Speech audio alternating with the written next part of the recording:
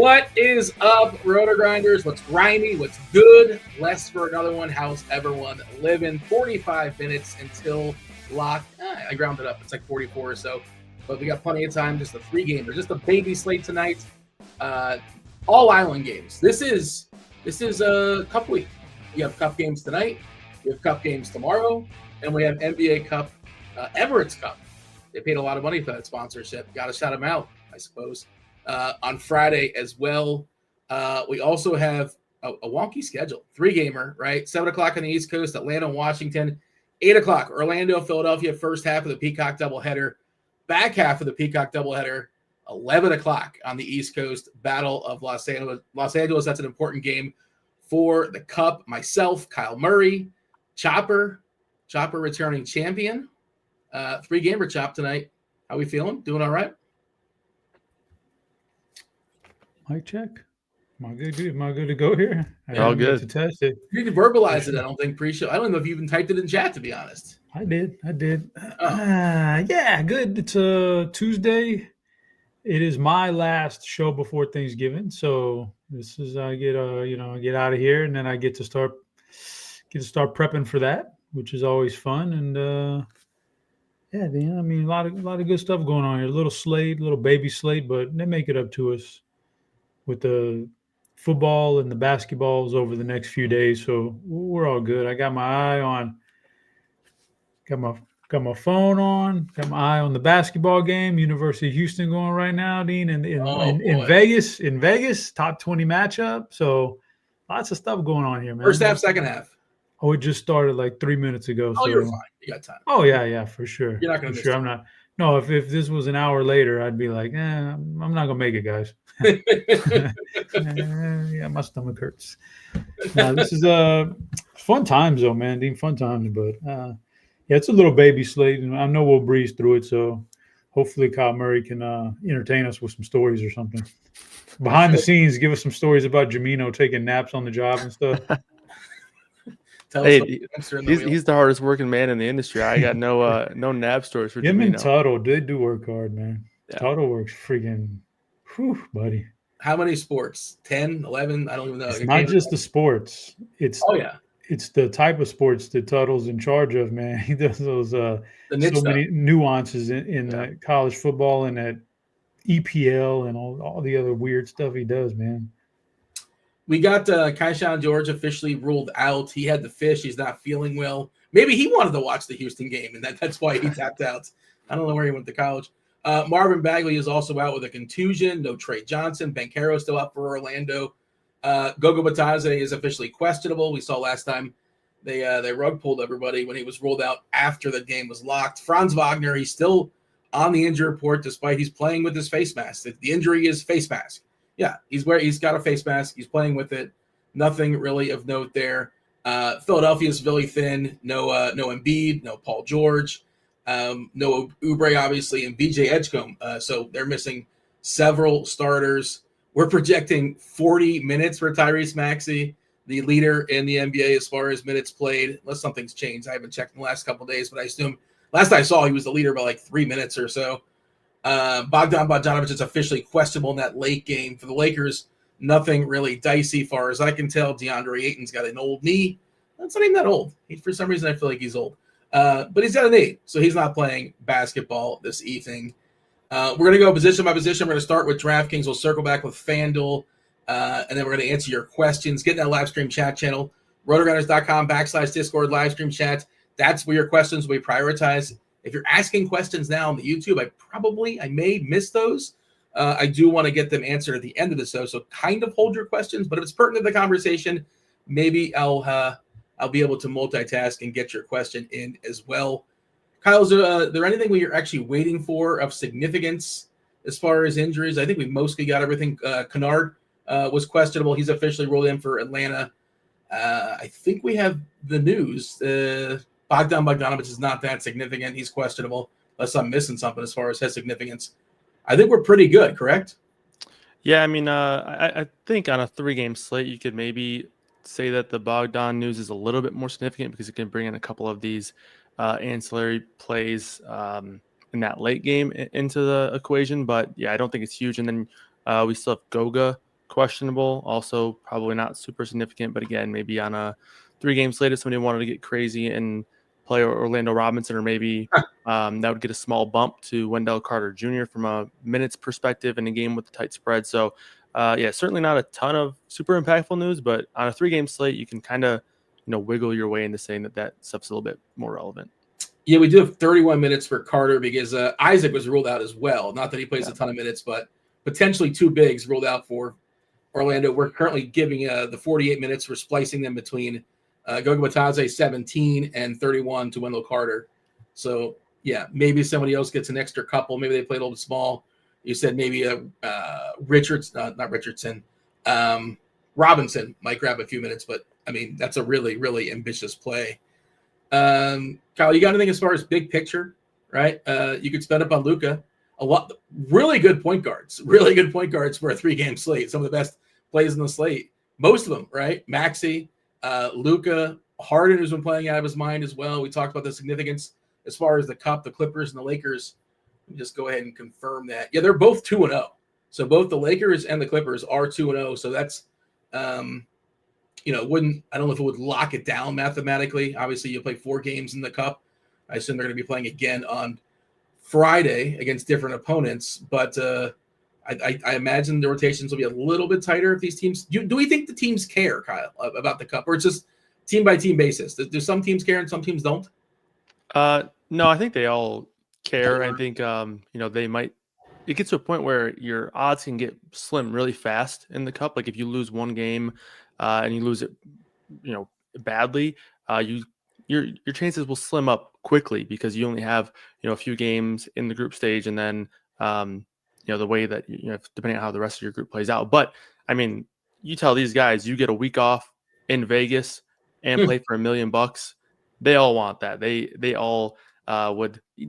Some of the guys might not care about the money as much, but a week off and a weekend in Vegas, they will all definitely be looking forward to that. So yeah, they definitely care, I would say. The 13, 14, 15 guy, the guys that don't play care the most, right? Oh yeah.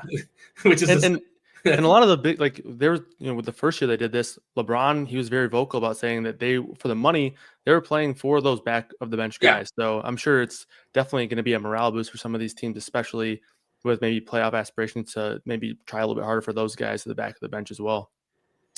Big picture, Chop, but before we dive in and go position by position, by the way, hit that like button if you guys are hanging out in chat. Subscribe, turn on notifications so you know when we go live. Chop, you have an overview for me, how you're seeing tonight's slate, a point of attack?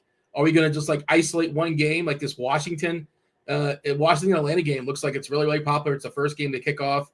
We have a lot of cheap options on Washington, some fragility, but like Corey Kispert is projecting right now as one of the best point per dollar plays. I don't know how comfortable that is, but that's just where we're at. Jim Penny is also projecting really well. And that also kind of speaks to the nature of the slate where we don't have a ton of value. 3 games. So no, I don't have a plan. It's only 3 games. So I'm just kind of throwing stuff at the wall here tonight. I know, weird and not prepared, but that's just the way the lineup build's going to go. I don't think there's anything. There's a lot of value out there. There's a lot, and then the Keyshawn George news was kind of late here in the day, and that's going to open up even more. And there's just a lot to. Yeah, I just don't think that I don't think I need a specific plan. I don't need to game stack anything. I know some people win like that. I don't win like that. I never win like that. I've always let me just try to play the best plays, and when they just happen to be underowned, which I'm not even taking into account a lot of times, then that's when I do my best. Like it just when things flow like that. But when I try to force it, never works. So I'm winging it, Dean. I'll have a lineup made by the end of the show, and hopefully it cashes. I did count 15 Wizards. I think 15 Wizards will be in uniform, despite being without Bagley and Keyshawn George and Trey Johnson. Assuming my math is correct, maybe it's 14, but they still have plenty of dudes, is the point. And there's a lot of fringe guys for Washington. Did you have a thought on that? Or we're not going game by game, but do you have a thought on the Kyle, as far as guys like Kispert projecting really well? Do we feel good about that? Champagny. I saw Vukcevic hitting some lineups here. I mean, we're talking about like a projection of 18 or so. We're desperate for some salary savers. Is this? I feel like it's overall kind of thin, the Washington value, but I also understand why it's hitting. Yeah, I mean they are pretty cheap. I mean, a lot of these guys are getting bumped up because George is out, but also you have Trey Johnson out, and Bagley out as well. So for some of these wings that we're talking about, Trey Johnson and Keyshawn George, those guys are probably gonna, if they were both active, would probably combine for 54, 55 minutes in terms of a projection. So you have a lot of vacated minutes there, and especially peripheral stats from George specifically. But so I mean, asking if I feel good about Corey Kispert, that's the natural response for me is like, does a bear shit in the woods, but on the opposite, because no, I never feel good about Corey Kispert ever. But 4K, he is projecting to play 30 plus minutes tonight. Now, if I was looking to get a little bit different, he'd probably be one of the first guys I would consider pivoting off of, because this game does have potential blowout written all over it, with maybe a double-digit spread now, or at least close to it. To see where that 10.5 now. So to answer your Kispert question, no. I get that he's probably going to be a cash play. I understand that. But from a tournament perspective, you got a few pretty good pivots on this team alone. So I'd probably be looking to differentiate there with Corey Kispert. 13 players are projected to play. Now, there is some head stuff in here. Like we're giving 1 minute to A.J. Johnson. We're giving 1 minute to Malachi Branham. And only one guy projected to play more than 29 minutes. Kispert getting 32. We'll see. And there's some fragility there. But, okay, let's dive in. Let's do it. Let's go position by position. We're going to start with DraftKings. We'll circle back and talk about FanDuel. Chop, DK, point guard. Point guard is, like I said, it's pretty loaded for a 3-game slate up top with Luka and Tyrese Maxey and James Harden. And you got some really good stuff in the mid-tier as well. Again, considering it's a 3-gamer, how do you see point guard? Yeah, it's interesting. Point guard. So, I mean, I have some high guys highlighted in my player pool that, Tyrese Maxey, obviously, with Philly still struggling to get their guys back, their veterans back. So Maxey's going to continue to take on a big workload here. And so I think he's good. The injuries are going to, on DraftKings, Quentin Grimes is point guard eligible. So, that's kind of interesting, but kind of not. I don't know. He's just a good player. He's just a solid play tonight at 61 with the way Philly set up tonight. Actually, I got 3 Philly guys up top. If I'm doing multiple, I'm not going to have them all in the same lineup. And if I was doing multiple lineups, you set a rule in lineup HQ not to play necessarily these guys together. But Maxey, Grimes, and McCain all jump out projection-wise on this slate, so they're all in the mix. McCain more because he's only $3,800, and Maxey because he has such a high projection on just a 3-game slate, and then Grimes is right in the middle. Solid price tag, solid projection. After that, because of the Keyshawn George news and some of the stuff that's opened up in Washington, Bub Carrington, I think, is in play tonight for it. Like, if you're looking to load up on some guys we'll talk about later, maybe Luka plus another big star, you're going to need some salary. Bub Carrington fits that mold. And I don't have Luka highlighted, but obviously Luka on a 3-game slate is awesome. And James Harden, I do like James Harden. I'm not highlighting him because I don't know. I just only have room for so many point guard eligible guys, but James Harden is phenomenal against this Lakers soft defense. I don't care with the numbers, put them middle of the pack-ish, but they're not middle of the pack-ish. They're not a good defense. You know what I'm saying? The way you're looking at me like it's a. Well, I feel like you're saying pack, but you're not saying pack, and counting it sounds like pack-ish. Ish. Oh, pack-ish. Okay. Like middle of the pack-ish. Not quite middle of the pack somewhere. Like their defensive rating is sitting, 14th, 15th, or 16th, something like that in the NBA. That's they're not that good, though, especially with their backcourt defense. A guy like Harden could still roast this team. LA versus LA. Yeah, he's fine. Daniels, and I'll talk about this. We didn't go game by game, so we're going position. So I might as well, with the Keyshawn George news and with Washington being who they are, the spread is now 10.5 Atlanta on the road. It's scary to me to play too many Atlanta guys because this could be a blowout. So I worry about a guy like Dyson Daniels in the long run. There's other Atlanta people I would rather get to that we'll talk about later. So Jalen Suggs is a solid play too. There's a lot of guys out here, but I think my main one is I'm probably going to grab at least one of those Philly point guard eligible guys, and and then see where we go from there. Goga Watanabe officially eligible to play, available to play with his ankle. We did get the Wizards starting lineup: Koulibaly, McCollum, Kispert, Middleton, and Sarr. That is your starting Wizards. That game's starting in about 25 minutes or so. Kyle, Chop gave us a lot as far as point guard. Anything you want to add, by all means, go for it. I'm curious. Hypothetically, you have one lineup. You're going to start with Luka, Maxey, or Harden. Can I say Jalen Johnson instead, or are we talking just point guard? Because I think you like the mid-tier point guard stuff. I do a little bit, but I just really like Jalen Johnson tonight. But I think he would be like my first click on DraftKings just because he's so much cheaper than a guy like Luka, and I have him projected fairly close, probably closer than I feel comfortable because Luka's on another planet. But I do prefer, I think, starting there and then seeing how lineups shake out because of how well I have him projecting in this spot. But amongst these point guards, I do give Maxey the slight edge just because, again, a little bit of that salary discount there. $2,000 I don't think you necessarily need it, but considering how he projects as well as he does, even in this spot with the lower game total of 227.5 or so, I would say Maxey would be the answer to that amongst the point guards. But Jalen Johnson's my first click tonight. We have Jalen Johnson projected to be the most popular stud. I think the most popular player on the slate. I shouldn't even say stud. 56% currently on DK is significantly cheaper than some of the other studs. Suggs, most popular guy currently right now on DK for point guards. Anything else you have as far as point guard, Kyle? Otherwise, I'll talk about the shooting guard. No, yeah, I think Chop broke it down great. I like the Grimes call, and I like that he highlighted you can play him at both positions. I think, if you wanted to get a little bit different with some of these salary relief guys, there are a couple of interesting options. I wouldn't say they're, must plays, but again, on a 3-game slate, you kind of say anybody who's playing more than 24 minutes or so is probably on the table if you're playing tournaments. So a few names that fit that mold for me that should be pretty contrarian on a 3-game slate would be CJ McCollum here. He makes a lot of sense if you're playing Atlanta, because if you're playing a guy like Jalen Johnson or even Porzingis, you want this game to be as close as possible. And CJ McCollum's a guy that can go out and score and do that and help keep that game close. Also worth noting that his permanent scoring production has gone way up so far this season. Fairly small sample, but with Keyshawn George out, he's averaging about 3/4 of a point per minute so far this season. So that's a really elite number that I would probably not expect to sustain, but still a guy that I do have interest in tournaments. And then Jared McCain as well, who I think Chop also highlighted as a potential tournament option. Kyle, Corey Kispert, 50% currently projected own. Good chalk, bad chalk?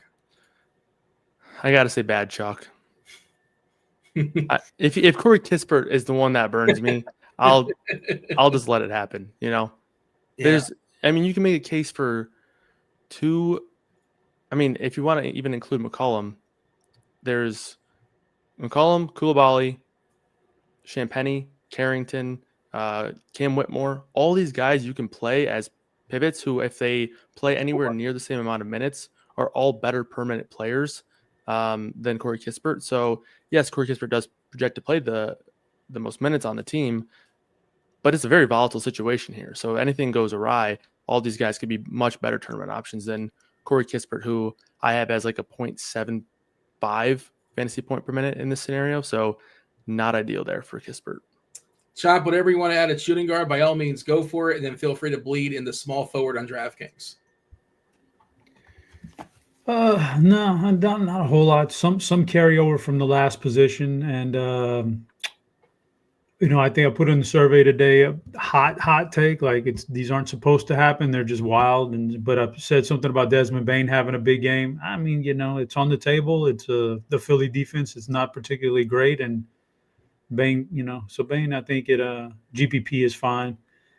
I think he hit on most of the stuff. To the question, good chalk, bad chalk. Yeah, man, I did not realize after the injury update that he was at 50%. That's not a player I'm going to play tonight for Corey Kispert. There's just too many things that can go wrong with that. So, yeah, Nah is probably one of my favorite guys at this position, but then I have to weigh which Atlanta guys do I really want, because I got to cut it off at a certain point for some of the things I mentioned earlier. I think it's a blowout game, and who's going to get the run in the fourth quarter. So, but Nah and Quinn Grimes are my favorites at this position on DraftKings. Go ahead. I was going to say, we have Champagny, his teammate, not starting, projected to play 22 minutes at 19 points as far as a median fantasy projection, projected for 38% ownership. This is the nonsense. This is the gross stuff that we're considering. But I think I'm capping it at 2 Washington players. That's what I'm doing right now. I don't want to get like a whole Washington. Collection. Yeah. I think that's a good idea. Washington's not a super appealing to me. So I don't know, but we bleed into small forward, Dean. We bleed into small forward, and we say Corey Kispert's a carryover. Don't like him, but that's a lot of chalk. Champagny's a carryover. What we're looking at, Cam Whitmore is one we haven't talked about yet. There's a player that can get some garbage time run and really put up some minutes. 3-game slate, man. I like a 9-game slate. I'm not worried about garbage time. I'm not even looking at that. It's too hard to figure that stuff. It's hard enough to figure out players, much less which ones are going to be blowouts in these games. So, but a 3-gamer, I can try to take some chances. Cam Whitmore has proven he's that kind of guy. Franz Wagner, or Les Wagner, as some people call him, is in the mix at this position. Yeah, I'm not a big Tristan Da Silva guy, but he's there tonight for you on a 3-gamer if you want him. Actually, this is a really weak position. Very much so. So I think Cam Whitmore might be my only guy I'm plugging in at this position, because I'm not playing Kispert and I'm not playing Champagny, and I'm not playing Kawhi Leonard. Not enough meat on that bone. So I think Cam Whitmore is my favorite here. Yeah, Justin Edwards is another one for Philly that's projected to play a pretty fair amount of minutes, but obviously not the big usage guy for Philadelphia with Maxey and Grimes lurking. Kyle, clean up small forward, jump the power forward.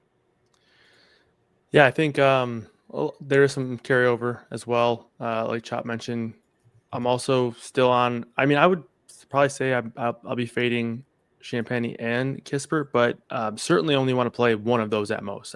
I know they both project well, but I think there's a lot of volatility within the projections here in Washington.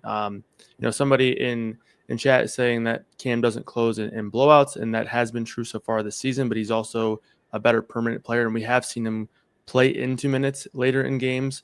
So if he's a guy that's performing well, he's certainly a higher upside guy than both Champagny and Kispert, so I'll highlight him. Da Silva, I think, is a solid option from a decent floor, not necessarily a high ceiling guy, but the minutes should be good here. Benefits from Isaac being out as well as obviously Paolo. So like Da Silva again. Justin Edwards, another 4-4 guy. He could play. I think we have him projected at 31 minutes. This is a game with a 3.5-point spread, I believe. This game stays close. He could play 34 minutes, I think. So we probably prefer to play him over a guy like Corey Kispert. I guess there's a couple of pivots in the Atlanta-Washington game as well on the other side with Ricochet and Vit Krejci. Don't love them, but on a 3-game slate, I think that they're certainly in play. And then you said carrying over to power forward. I've talked about my love for Jalen Johnson quite a bit. It's the most ideal spot, I think, you could imagine for Jalen Johnson. They've been basically relying and revolving their entire team around him. With Trae Young out, they're actually allowing him to get rebounds in order to push the floor and start transition offense. So his rebounding production has been incredible with Trae Young out. He's averaging almost double-digit assists and rebounds, as well as obviously scoring like crazy with Trae Young out. And now Washington is the worst team defensively, and they play at a top 3 pace. So smash spot for Jalen Johnson. He's my favorite play on the slate. He could be 100% projected own, and I probably still want to play him even with the game theory being involved there. So like him quite a bit. Other guys are power forward. I don't necessarily. I guess Da Silva carries over. Trendon Watford, I think, is in play as well, but that's pretty much it for me at the position. Chop, I need to clean up power forward. Talk about center. And by the way, chat's also telling us, our guy J3, that apparently Cam Whitmore was out with his girlfriend last night. The singer. I don't. BIA. Is that how you pronounce it? I don't know. Is anybody? I don't. Anybody? I have no idea. Kyle's the best. Kyle would be the one who would ask about it. Maybe producer Steve. But I've heard of the Klay Thompson dating life beef, but I've never heard of Bia. Okay, yeah, I'm not sure either, but that's what allegedly, according to J3 in chat, Chop, power forward and center. What do you got? Yeah, power forward's pretty small list, and so I have really nothing to add. Jalen Johnson is a lock for me, just like Kyle said. That's a lock. The rest of these guys are very, very iffy. It's just a small player pool right there at that particular position. LeBron James is 9K. Dean, ask me if I'm going to play LeBron James tonight. Are you going to play LeBron James tonight? Does a bear shit in the woods, but opposite. So no, I was going to say yes, but then you but opposite. That's the new thing. You got to say that, man. So you got to set him up for it. Yeah, you could just say like a no answer. Yeah, that's not as fun. The swerve, Come on, the swerve. I like the swerve. You got to keep up. Goodness gracious. Yeah, that's about it for. Are you an ageist? Why don't you like LeBron? I mean, I don't know, man. Well, that's a whole different story about LeBron and coming back to this team and what it does for the Lakers, but we'll mess with that at another time. Going on to center. Okay, we got some new faces now finally that aren't carried over. Kristaps Porzingis. Zinger. Yeah. Great projection. Fantastic price tag on DraftKings. Squarely in play here. You have to probably ask Kyle Deeper when it gets his turn about like the overlap on some of these Atlanta guys in the front court and what's too much and who shouldn't we be playing together, because he's projecting really nice and you want to shove him in there. But Alexander Sarr on the opposite end has shown some upside this year.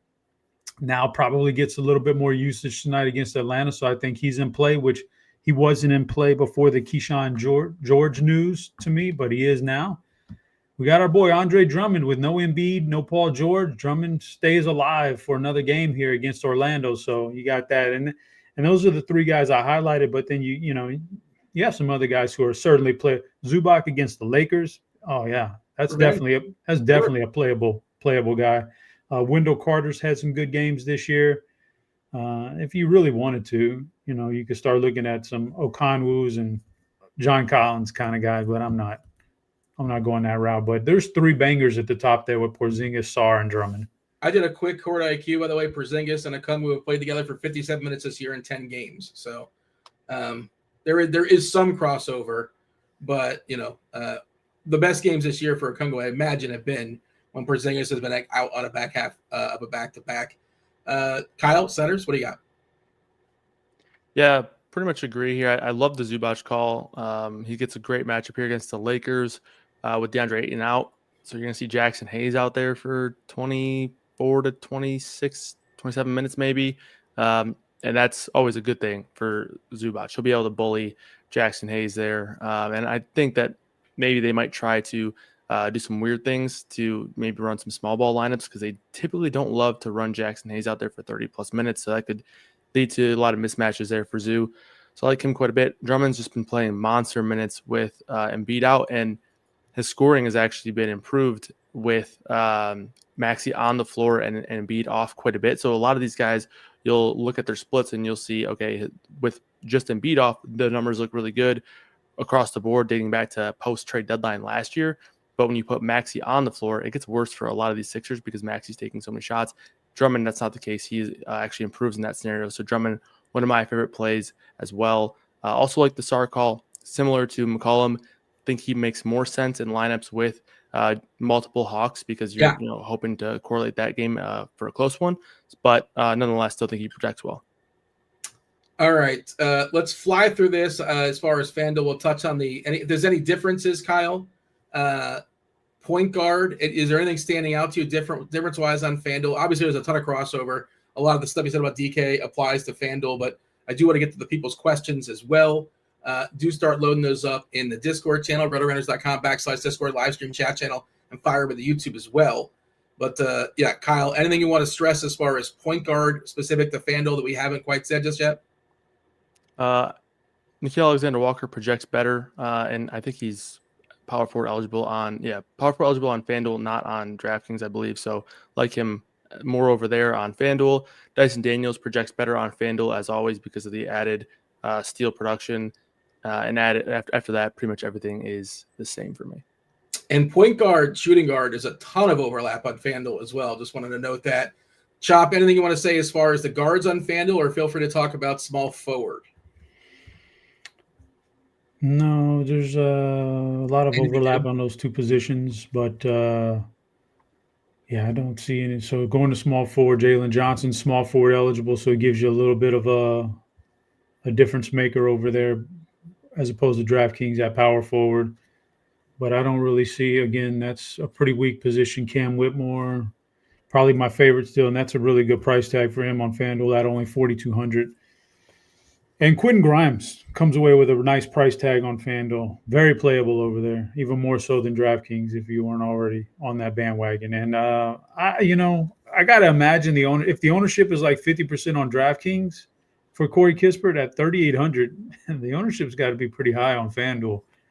And that's a good price tag, man. That's tough to fade, but I think I would fade it.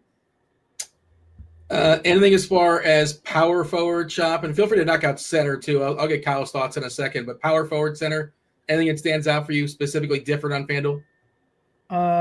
Let me see. I don't see power forward. Porzingis 7K, nice. Not a lot that stands out. De Silva's a slightly better price on FanDuel, not by much. That's about the same. Center, and then center comes back to the Sarr, Zubac, Drummond, Porzingis, and that's about the same. Everything lines up very similar, and there's not a ton of price discrepancies between the two sites. So everything we said about DraftKings pretty much holds true to FanDuel also.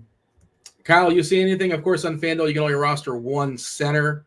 That's a distinct difference. And Osar is power forward eligible over there. Zubac is center and center only. Drummond center and center only. But Porzingis also has some versatility. He's got a power forward spot. Wendell Carter center only, and his minutes feel really secure, pretty secure. She'll play about 30 minutes or so tonight. Do you see anything worth pointing out on FanDuel that's different? No, just like you mentioned, there's Sarr you can play at power forward, which is nice. Same with Porzingis. Watford I do like a little bit more on FanDuel than I do on DraftKings, just with some guys in that price range. But for the most part, same guys with Zubac and Drummond highlighting the guys I like the most as center only plays on FanDuel. Okay. Sean in the Discord, this is for Kyle. FanDuel GPP, Grimes or McCollum? Who do you prefer amongst those two? I like Grimes more points-wise, but I think McCollum's probably the better leverage play for me on this short slate. Kyle, who's more likely to close in a close game for Philadelphia? Peterman wants to know Barlow or Watford, more likely to close amongst those two? That is the question. I truly don't know. I would guess Watford because he's been more productive, but it could flip. And yeah, I guess I'll say Watford slightly. Is it crazy to think that, like, and again, a lot of it's like game flow and how players are playing. I think there's a chance McCain can close if he's playing well. Like I wouldn't rule that out. Yeah, they could literally do pretty much anything. I mean, we could see Jabari Walker close. They have so much flexibility with that team, especially with them playing kind of the four smaller guys around Drummond as an option. So yeah, there's a lot of flexibility there.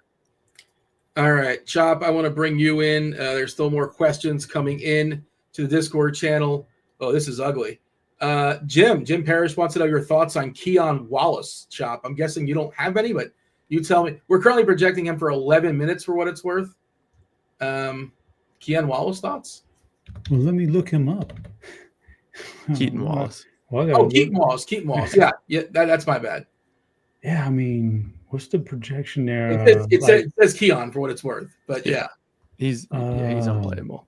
Yeah, that doesn't seem like a projection I typically roll with, man. Let me make sure. I guess the bet on a blowout or something like that, but I 10 points, roughly 10-point projection, man.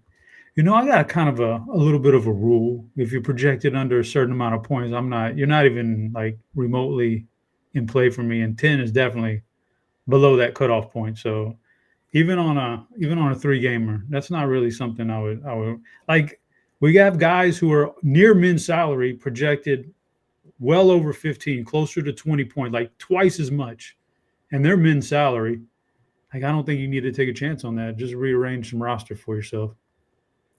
Kyle, Discord question from Test23. Vucevic, will he play all the backup center minutes? Not for sure. Probably. Right? We don't have him splitting the 48 with Sar, but it's close. I mean, we have like Anthony Gill getting a hedge minute or two. Yeah. But I would say if the game doesn't get out of hand, he's probably going to do that. But that's a big if with the current state of the Washington squad. This is a good chop question from Luke Cage. DK Tournaments. Does Chris Paul get more run in this farewell tour versus Buddy LeBron? Wait a minute. Is it? And he also says Redick played for the Clippers too. He's adding in all the elements. So what is he asking? Is Chris Paul going to get run tonight? Yeah, because he's playing against LeBron tonight. Oh, that's a good question. Will they see each other again? They'll probably see each other again, right? I'm sure at some point in their lifetimes they're going to see each other. Well, no, on the court, I mean. Maybe on the banana boat. They'll see each other. I mean, I don't, unless it's like some kind of weird circumstance where the score dictates that, okay, let's get Chris Paul in there and get him some farewell minutes here. No, he's not. I don't think so. Do we have an if then? Like, would he get a couple more minutes of Bogdanovic's out? Let's see if that's something we set up. Maybe he gets a couple. We're projecting 16 minutes if Bogdanovic is out. I don't know what we're projecting now. Like, we have him for 11, so you get 5 more minutes, roughly. To say hello to JJ Redick and LeBron. Yeah. Still in the Discord channel, knocking out the Discord questions. This is from Falcons fan Kyle. Last late night hammer here, utility spot. Zubac versus Reeves. Zubac.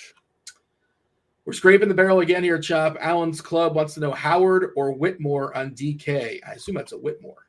Whitmore. I want to chase a little bit of upside, and then I know he's got just a little bit of upside. Kyle says, no, this is for Kyle for Blink-182. Rube, Bub Carrington or Nick Batum? Oof, large field tournaments, GPP. Carrington gives me 4 Wizards. I would say Carrington, but I don't know if you want 4 Wizards. Yeah, I'm still taking Carrington. I don't have a lot of interest in Batum. What's Batum's best game this year? Maybe I missed it, but I feel like it's not that high. I see there is still some typing going on, but I want to see if there's anything I missed here in the YouTube. They just want to know, Drummond versus Porzingis, Chop. Yeah, man, that's a good one. But, I mean, if you had no salary implications, it'd be Porzingis, I think. I think that's that's a coin toss for sure for me. Kyle, Achilles, DK Cash 2v2, Grimes and Kispert versus Nah and Whitmore. I'm pretty sure Kispert's like a cash game guy as much as we besmirch them in tournaments, what it's worth. Yeah, for cash, it's the Kispert side. About 5 minutes to lock. Boney wants to know FanDuel single entry, Chop, Suggs or Nah? Wow. Great question. I'll say Nikhil Walker-Alexander, but that's a really close one. And there's only like 3 minutes to lock. You flipped his name there, I think. I don't know, but I'm sure they pieced it together. Oh yeah, my bad. Kyle, can you power Alexander Walker? Power rank the Wizards, Kyle, because they're popping and they're kind of gross. For tournaments or for cash? Because it's different for me. Tournaments. For tournaments, I'm going Cam Whitmore, Alexander Sarr, CJ McCollum, Corey Kispert, Justin Champagny, and then Bub Carrington, and then Bilal Coulibaly. Kyle, I'm making a lineup right now. Who do I have to have in this first game? You're going to tell me Jalen Johnson, right? Yes, Jalen Johnson. Who do I have to have on Washington? Do I have to have anybody on Washington, theoretically? You don't, but you probably should if you're. I mean, the thing is, I know we're getting close to lock, but if Corey Kispert doesn't go off at 60%, there's going to be production somewhere else in that game. So if you're not playing one of those popular guys, also Whitmore is getting a fair amount of ownership as well. You probably need to play somebody because there's going to be production here in this game. My favorite play from Washington is probably CJ McCollum to pair with Jalen Johnson because he's the one I think has the biggest upside game inside of his projection here. So I would say CJ McCollum would be my favorite play from Washington. All right. I'm going to make that pairing and we're going to figure out the rest of the lineup after the show. Oh, do you want to mention Black Friday sale? Sign up with the link in the description for our Black Friday sale. Users will receive the RotoGrinders Combo Pro plan for the price of a single sport, not for 1 month, not for 2 months. The price will be frozen for 3 months, $74.99. Again, that's your price for the first 3 months, each additional month. That's for each month. And then it'll turn into the regular price into the 4th month. Offer is valid through December 2nd. Check out the link in the description there. Much easier way to say it is $135 off your first 3 months. Producer Steve was letting me know here in the chat tonight. This is a new read, and I didn't do a very good job. I kind of botched it the first time out the gate. I didn't want to do a read the last second as we close it on lock, but there was no questions coming on through. Middleton, Chop, is Middleton somebody you're considering? I see they're talking about Middleton here in chat, but might be too late to even get to Middleton. Under the circumstances, he's fine tonight. Small slate injuries and everything, he's fine. Chop, Plums, who you feeling? Oh gosh, it's I can't just give you Jalen Johnson, even though he's the guy. So I'm gonna go. Oh man, I don't want to go him either. I'm gonna go with my guy. University of Houston is playing right now, Dean. So I'm gonna go with University of Houston legend Quinn Grimes to smash this slate up. Kyle, you feeling anything in your Plums? I think CJ McCollum was gonna be my pick. I'm gonna try to find a different one because we did hit lock, and I know there's a lot of like exciting tournament plays on this slate. So I guess outside of the first game, I'll probably look at Jared McCain as a kind of like an ugly dart throw on a 3-game slate. But if you guys play CJ McCollum, he'd probably be my initial pick. That's who I was going to say as like a pivot off of the Washington nonsense. I think McCain can definitely beat Kispert or, who was the other cheapie that were Jim Penny. Kyle, any scores and odds picks tonight? You like any props this evening? The only one I had was from late last night / early in the wee hours of the morning. It was Jalen Johnson over 31.5 points and rebounds. That closed at like 33 or 34.5. So that number is long gone. That was the only one I had today, but I'm going to be looking after the show. So if anyone wants to check them out, probably be some more up after this. Shout out to your closing line value. Shout out to the chat. Do hit that like button. Do subscribe. Turn on those notifications. Shout out to producer Steve. Chop, enjoy the Houston game. Have a happy Thanksgiving as well. Kyle, I believe you're going to be back with me tomorrow, so I'll tell you tomorrow to have a happy Thanksgiving. And if you're not going to be back here tomorrow, well, you know what? If you're in chat and I won't see you, enjoy your Thanksgiving as well. Hit that like button and subscribe on your way out. There you go. Right there on screen. Producer Steve's all over it. There will be Thanksgiving content for football, by the way. Thursday morning, I think 11 o'clock, I want to say. Check the schedule. Hit the, subscribe and you'll know. We're dropping a Thanksgiving NFL 6-pack tomorrow too. Woo! There you go. Beer's got you covered.